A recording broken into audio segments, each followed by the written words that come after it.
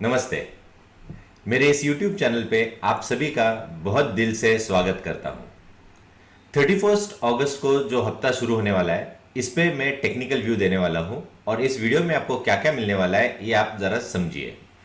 पहले आपको मिलेगा निफ्टी का व्यू, उसके बाद बैंक निफ्टी, उसके बाद हम डेरिवेटिव डेटा पढ़ेंगे, उसके बाद पीसीआर डेटा देखेंगे, वर्ल्ड मार्केट्स देखेंगे, रुपी डॉलर क्रूड पे ध्यान देंगे, वोलेटिलिटी इंडेक्स पे बात करेंगे और उसके बाद हम देखेंगे सेक्टर एनालिसिस। दो सेक्टर्स है जिन पे आपका ध्यान होना चाहिए। जैसे कि आपको पिछले हफ्ते मैंने कहा था, बैंक निफ्टी पे एक जबरदस्त रैली आएगी एक ब्रेकआउट आने के बाद, तो वो लेवल मैंने कहा था और जैसे ही वो ब्रेकआउट आ गया हमें लगभग 1,500 पॉइंट की रैली देखने को मिलेगी 2-2.5 दिन में। तो ऐसे ही कुछ रैलीज हमें देखने को मिलने वाली है। वो लेवल्स आपको ध्यान में रखना चाहिए, नहीं तो कुछ मतलब नहीं है। दूसरी चीज, आपको जो जो कुछ मैं ये पूरा वीडियो है ना, ये पूरा वीडियो ध्यान से देखना है, बार बार देखना है, लेवल्स नोट करने हैं और अलर्ट्स डालने हैं। अगर ये आप करते हो तो आपको मुनाफा कमाने में बहुत दिक्कत नहीं आनी चाहिए। काफी भर भर के मुनाफा आपको मिलता नजर आ जाना चाहिए। तो चलो हम शुरुआत करते हैं। तो मेरे वेबसाइट पे जाते हैं kiranjadhav.com। इधर है एक free registration for market outlook daily. मैं हमेशा ये कह रहा हूँ आपको कि इधर प्लीज रजिस्टर कीजिएगा। इधर आपको ये रजिस्टर करने के बाद आपको क्या मिलने वाला है, आपको मार्केट आउटलुक डेली जो सवेरे 7 से पहले, सवेरे हर रोज मार्केट दिन में 7 बजे से पहले आपको आज मार्केट कैसा बिहेव करने वाला है ये मैं इधर बताने वाला हूं। पिछले हफ्ते का स्ट्राइक रेट 95% था। जैसे मैंने कहा कौन सी लेवल तोड़ने के बाद एक तेजी आएगी, क्या होगा, वो पूरा का पूरा आपको बराबर देखने को मिला।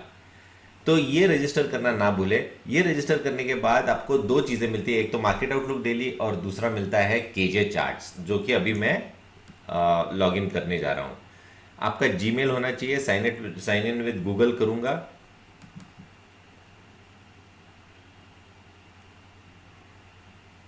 ये देखो जो कुछ अपने प्रोडक्ट सब्सक्राइब किए वो सब देखने को मिलेंगे। मैं केजे चार्ट्स पे जाऊंगा जो कि फ्री है। वापस एक बार बात कर रहा हूं मैं।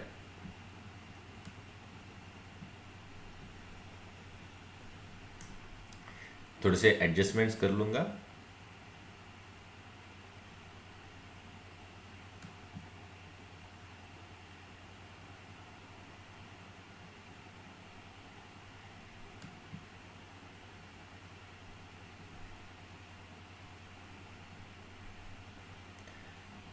चलो,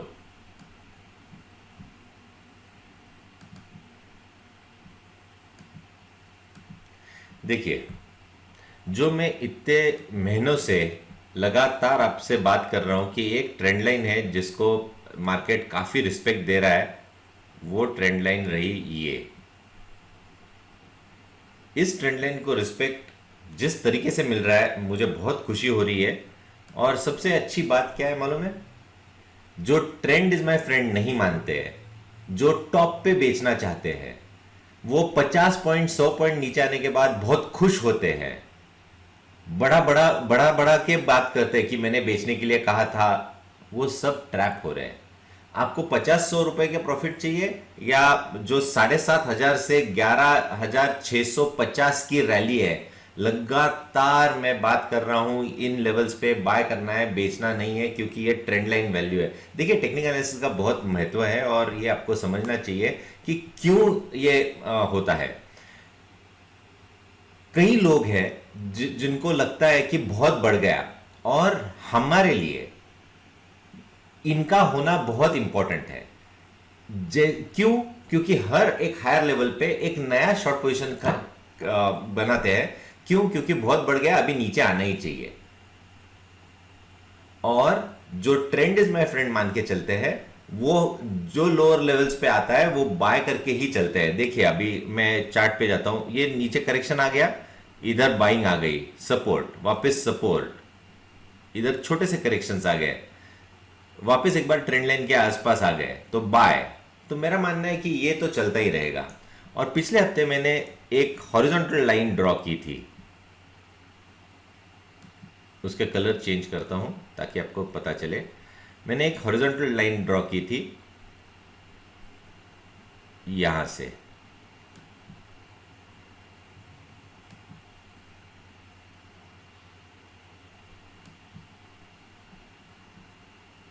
और मैंने ये कहा था कि ये जब टूटेगा तो एक अच्छी खासी रैली देखने को मिलेगी। और ये हॉरिजॉन्टल लाइन इस दिन यानी मंगलवार को इसने तोड़ दिया। बुधवार, गुरुवार, शुक्रवार को हमें बहुत अच्छी रैली देखने को मिली। ओके, सो ये होता है टेक्निकल एनालिसिस। अभी ये कहाँ पे जाने वाला है हम इसके बारे में चर्चा करेंगे। अभी जब तक हम इस लाइन के ऊपर है, आपको मंदी की सोच नहीं करनी चाहिए। इस ट्रेंड लाइन की वैल्यू है 11,450। तो जब तक ये होल्ड करता है आपको मंदी की बात नहीं करनी चाहिए। मुझे लगता है कि और भी बढ़त देखने को मिलेगी। अभी ये जो गैप है ये भी भर गया है, तो मेरा मानना है कि अभी हम 12,000 के आसपास के लेवल्स टेस्ट करते नजर आ जाने चाहिए। तो नेक्स्ट रेजिस्टेंस, साइकोलॉजिकल रेजिस्टेंस जो है वो 12,000, उसके आसपास हम जाते हुए देखेंगे इस हफ्ते या अगले 10 दिनों में। मेरा मानना है कि कोई भी मंदी मुझे अभी देखने को नहीं मिल रही है। थोड़ा सा कंसोलिडेशन जो हुआ है ये बहुत अच्छी बात है। ये कंसोलिडेशन चालू हुआ था 22 जुलाई से। 22 जुलाई से हम साइडवेज जा रहे थे और अब भी हम जो अगस्त सीरीज, डेरिवेटिव सीरीज जो खत्म हुई, उसमें से हमने देखा है कि roll over, short roll over काफी बढ़ गए हैं। देखिए, लोग ना जिद करते हैं और जिद करने से कुछ नहीं मिलता। मेरा मानना वापस एक बार यही है कि जिस तरीके से वो मूव आ रही है उस तरीके से हम खुद को अगर नेविगेट करते हैं तो एक अच्छी मूव हमें देखने को मिलती है। अभी जाते हैं हम, अभी वीकली चार्ट नहीं देखेंगे। मेरा मानना है कि हम बैंक निफ्टी पे जाएंगे, और बैंक निफ्टी में मैंने पिछले हफ्ते एक इम्पोर्टेंट लकीर खींची थी और उस लकीर पे ध्यान देना चाहिए। और जैसे ही वो टूटी तो हमें पता चला कि कितनी बड़ी रैली हमें देखने को मिली। तो वो था 23,000, 23,100 ये लेवल थे। जैसे ये टूटे 24,500 तक हम एक उछाल देखने को मिली।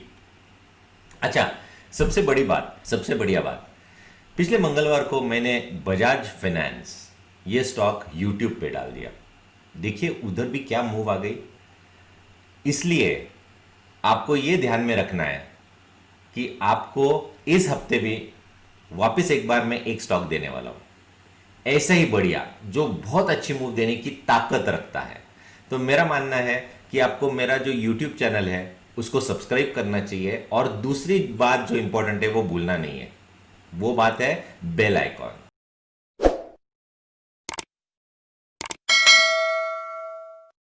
कई लोगों ने उसको 100 रुपए बढ़ने के बाद उन्होंने देखा, क्यों? क्योंकि उन्होंने बेल आइकॉन को दबाया नहीं था। तो ये बेल आइकॉन दबाना न भूलिएगा, क्योंकि जैसे ही मैं अपलोड करूंगा वो चार्ट, वो यूट्यूब वीडियो जहां पे एक स्टॉक देने वाला हूं, सोमवार को आएगा, 10 के करीब आ जाएगा।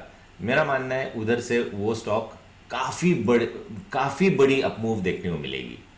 तो मेरा मानना है कि मेरा ये कहना है आपको कि ये करना ना भूले, बहुत इंपॉर्टेंट चीज है। तो बैंक निफ्टी में देखिए बहुत स्ट्रॉन्ग चार्ट पैटर्न है। अभी नेक्स्ट रेजिस्टेंस जो है वो सीधा आता है 25,000 को, और दूसरा आता है डायरेक्ट 26,000। तो 25,000 से लेके 26,000 के टारगेट्स आपको देखने को मिल जाने चाहिए अगले 2 हफ्तों में। मेरा मानना है कि जो पैटर्न है बहुत ही शानदार है। इतने बड़े कंसोलिडेशन के बाद जब ब्रेकआउट आता है तो छोटे से फॉल्स आते हैं, उस फॉल्स में हमें पकड़ना है। और अभी जो बैंक निफ्टी थोड़ा सा लगाड़ काम कर रहा था, यानी पीछे चल रहा था निफ्टी के कंपैरिजन में, अभी बैंक निफ्टी ताकत देगा निफ्टी को चढ़ने के लिए और ऊपर जाने के लिए। तो मेरा मानना है कि आपको बैंक निफ्टी पे ध्यान देना चाहिए। पिछले हफ्ते में मैंने ये बोल रहा था, एक्सिस बैंक की बात की थी, एसबीआई की बात की थी, कोटक बैंक की बात की थी, आईसीआईसीआई बैंक की बात की थी। तो जो जो स्टॉक्स मैंने कहे वो सारे के सारे स्टॉक्स बहुत अच्छे रिटर्न देते आज नजर आ गए। तो मेरा मानना है कि इन्हीं स्टॉक्स पे ध्यान देना चाहिए अभी अगले हफ्ते के लिए, और 25,000 26,000 की तैयारी अगले 10 दिनों में, 10 ट्रेडिंग डेज में देखने को मिल जानी चाहिए। बिल्कुल, उसके साथ साथ फिनेंशियल स्टॉक्स भी, एनबीएफसीज भी चलेंगे, और मेरा जो टारगेट है 4,000 का बजाज फाइनेंस पे बिल्कुल आता नजर आएगा।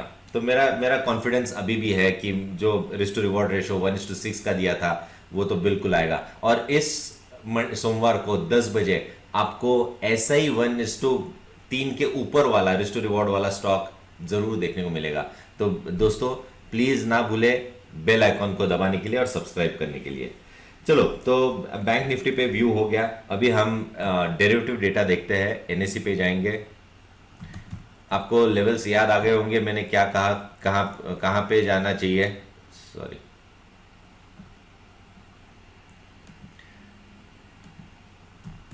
निफ्टी और बैंक निफ्टी में कौन से लेवल्स देखने चाहिए ये मैंने आपको बताया है। अभी हम जाएंगे और डेरिवेटिव डेटा क्या कहता है, ये इस पे वो सहमत है या नहीं वो हम देखेंगे।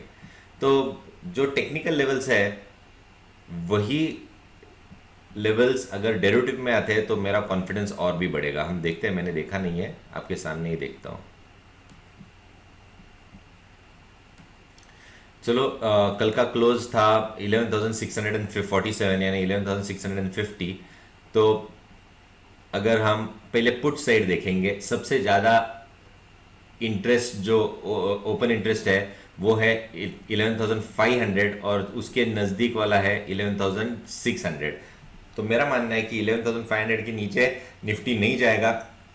अगर कोई भी रीज़न से अगर 11,500 के नज़दीक मिलता है, बिटवीन 600 एंड 500, तो आपको एक्यूमुलेट करना चाहिए एक आगे एक अच्छी रैली देखने के लिए। तो कहाँ तक जा सकता है? तो अभी जो राइटिंग देखने को मिल रही है वो हमें ज़्यादा देखने को मिल रही है 11,800, 11,900।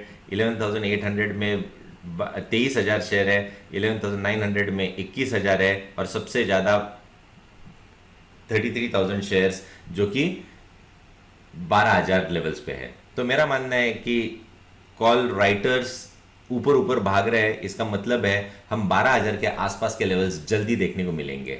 अभी मैं बहुत ज़्यादा बोल्ड कॉल मैं बैंक निफ्टी पे दे रहा हूँ, तो इधर देखना चाहिए बैंक निफ्टी में कि अगर बैंक निफ्टी में कुछ खास देखने को मिल रहा है क्या।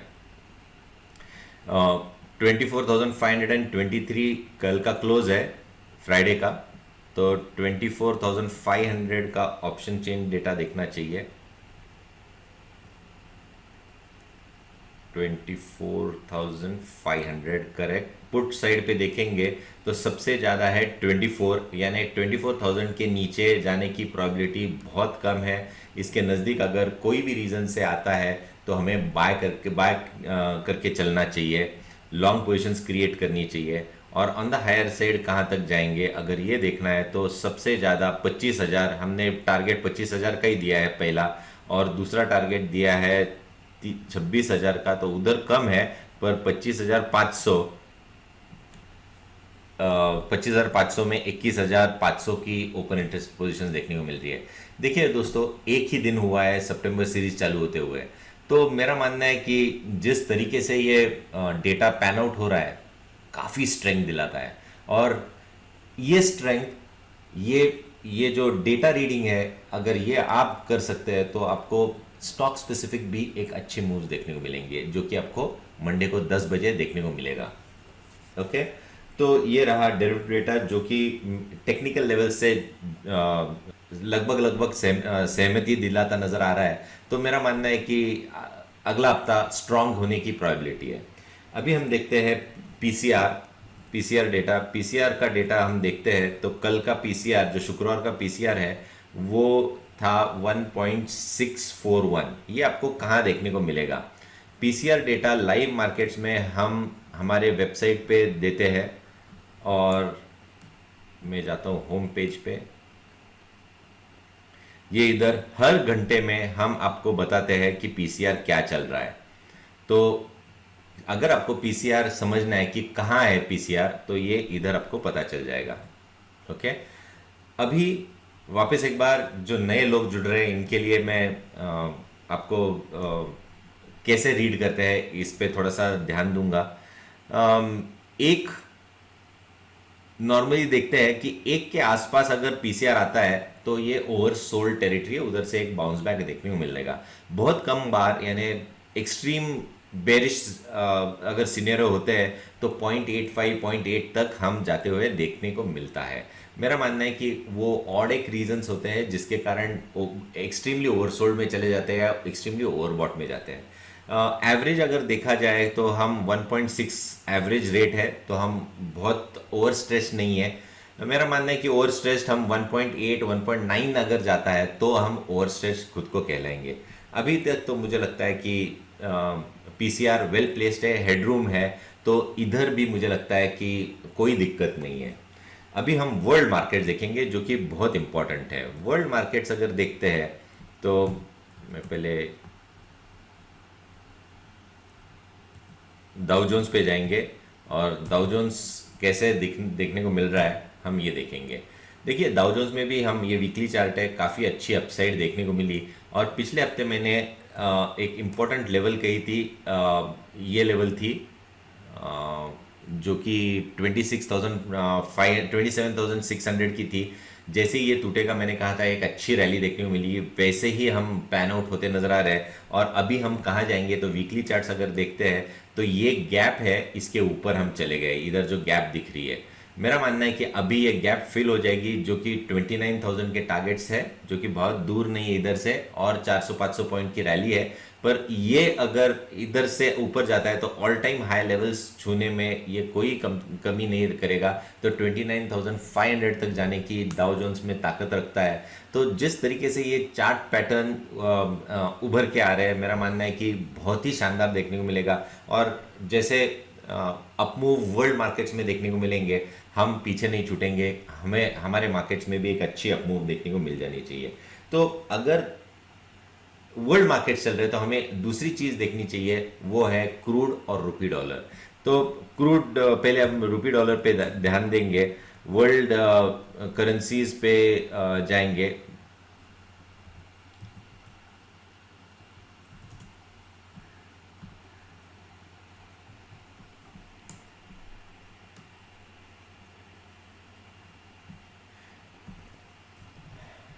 देखिए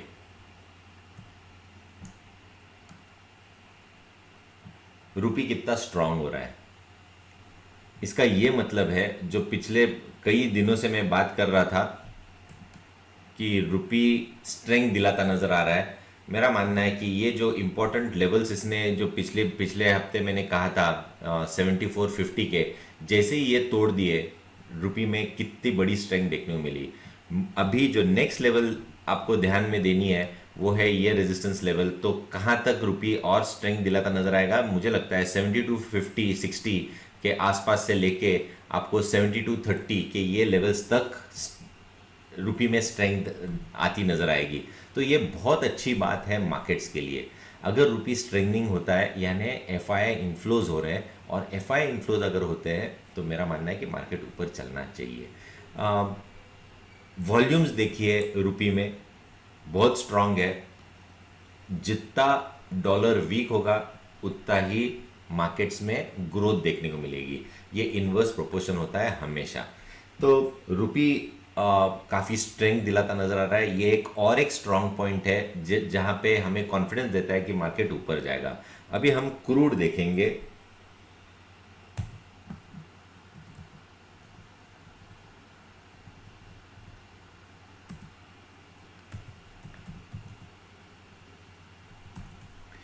क्रूड एकदम सीमित दायरे में कामकाज कर रहा है, और जिस तरीके से ये कामकाज हो रहा है, मेरा मानना है कि इसमें कुछ नहीं है। और जब तक ये शांत है तब तक हमें कोई दिक्कत नहीं है। मेरा मानना है कि वही रेंज रहेगी जो कि हम पिछले लगभग जून महीने से देखते आ रहे हैं। एक रेंज में जब तक ब्रेकआउट नहीं आता तब तक हम क्रूड पे ज़्यादा ध्यान नहीं देंगे। वोलेटिलिटी इंडेक्स देखनी चाहिए, विक्स पे बात करेंगे।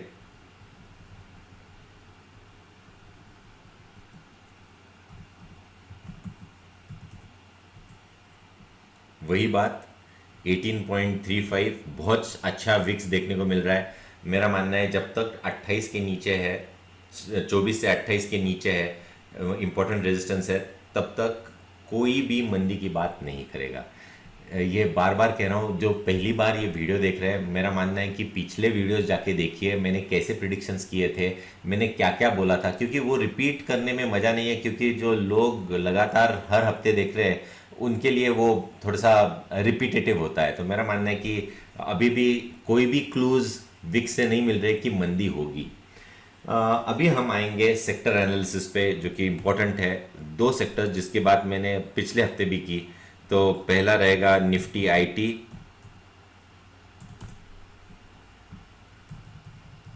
ये देखिए बहुत अच्छा कंसोलिडेशन चल रहा है।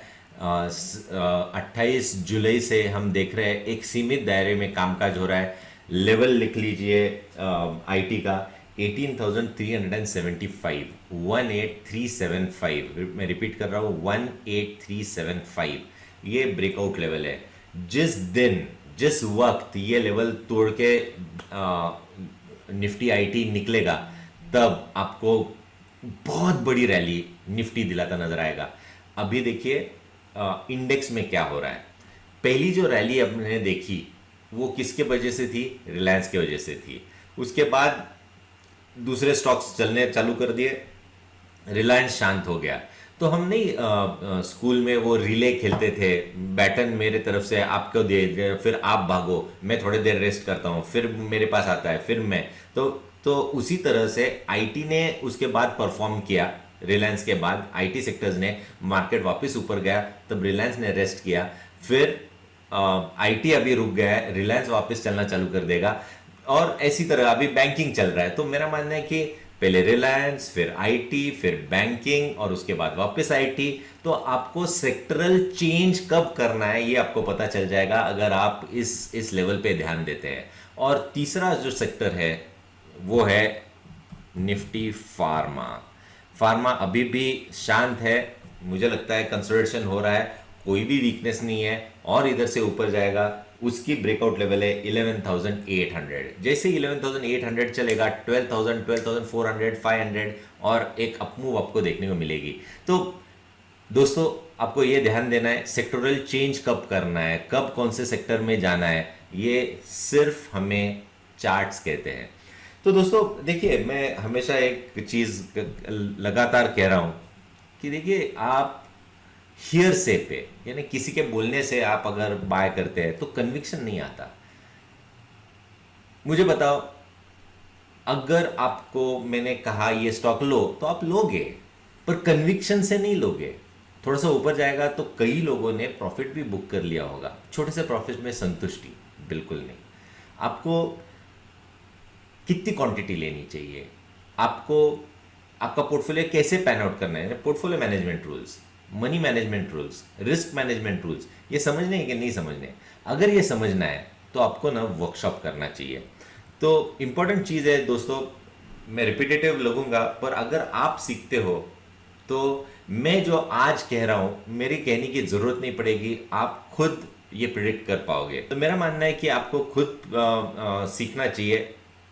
और अभी वर्कशॉप्स, ये जो है बेसिक्स ऑफ स्टॉक मार्केट, अगर आपको कुछ भी नहीं आता तो आपको ये बेसिक्स ऑफ स्टॉक मार्केट करना है। पहला कदम अगर आप इक्विटी मार्केट्स में लेके आ रहे हो। देखिए दोस्तों, जब से लॉकडाउन चालू हुआ है, ऐसा डेटा है कि 40 लाख नए डीमैट अकाउंट्स खुलते हुए नजर आए। 40 लाख लोग नए आए हैं। इसका मतलब जानते हो? अगर 40 लाख नए लोग आ गए तो अपॉर्चुनिटी बहुत बड़ी है, क्योंकि ये नए लोग पैसे गंवाने वाले हैं। एक एनालिसिस डेटा है कि कितने लोग स्टॉक मार्केट में पैसा कमाते हैं, तो इट इज ओनली 98% पीपल। अगर 4 लाख लोग आते हैं और हर एक के पास 50,000, 1 लाख रुपए है, तो अमाउंट देखिए कितने पैसे गंवाने के लिए लोग आ रहे हैं। अगर आप उनमें से हो, फर्स्ट टाइमर हो, तो आप पैसा मत इन्वेस्ट करो, पहले ये वर्कशॉप कीजिएगा प्लीज़। और अगर ये वर्कशॉप्स करते हैं तो लाइफ टाइम सपोर्ट मिलता है आपको। Portfolio management rules, money management rules, risk management rules along with technical analysis, और जो सही तरीके से शांति से स्टेप बाय स्टेप जो सिखाते हैं, मुझे नहीं लगता जैसे हम सिखाते हैं कोई भी सिखा पाएगा। आपको ये बेसिक्स ऑफ स्टॉक मार्केट करना चाहिए। जिनको टेक्निकल एनालिसिस करना है तो बेसिक्स ऑफ टेक्निकल एनालिसिस से ही शुरुआत करनी चाहिए, बेस पक्का होना चाहिए। उसके बाद एडवांस टेक्निकल एनालिसिस, फिर ऑप्शंस मेंटरिंग प्रोग्राम है, वो आगे की बात है, वो अलग तरीके का है प्रोग्राम, जहां पे हम 3 महीने पे आपको सपोर्ट देते हैं लाइव मार्केट्स में। और ट्रेड विद संदीप बागले और किरण जाधव, ये जो वर्कशॉप है ये फ्यूचर्स के लिए है, तो इस पे बारे में बात नहीं करेंगे, पर बेसिक्स ऑफ टेक्निकल एनालिसिस और एडवांस टेक्निकल एनालिसिस हर एक बंदे ने करना चाहिए। क्योंकि जैसे बैंक निफ्टी में हमें मूव मिला, वैसे ही मूव हमें अलग अलग स्टॉक्स में देखने को मिलेगी। जैसे मैं बजाज फिनेंस, बजाज फिनसर्व की बात कर रहा हूँ, ऐसे कई स्टॉक्स हैं जो कि हमारे सब्सक्राइबर्स को, हमारे स्टूडेंट्स को मिलते हुए नजर आए। तो दोस्तों इस अपॉर्चुनिटी को मत गवाइए, बहुत बड़े अपॉर्चुनिटीज आपको सामने देखने को मिलने वाले हैं और इसका एडवांटेज लेना चाहिए। तो दोस्तों वापस एक बार मेरी जो हमेशा एक कहावत मैं कहता रहता हूँ, मैं वापस उसको दोहराना चाहता हूँ, ट्रेंड इज योर फ्रेंड, और ट्रेंड के साथ ही जुड़े रहिए।